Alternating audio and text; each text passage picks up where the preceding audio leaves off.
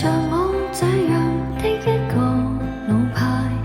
不愛負任何人的債，不要覺得可以隨便約我去街，就算我有時間可以嘥。像我這樣的一個老派，孤獨是難免我理解，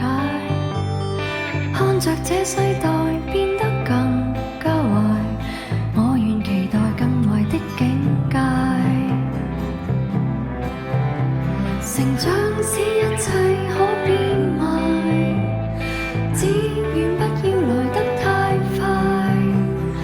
我可以被這個世界淘汰，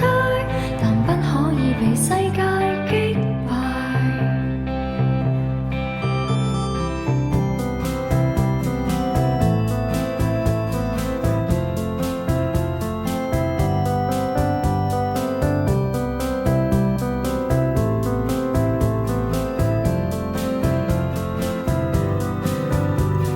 像我這樣的一個老派，享受着彼此的不了解，終有一日關係只變得依賴，最好還是未曾出過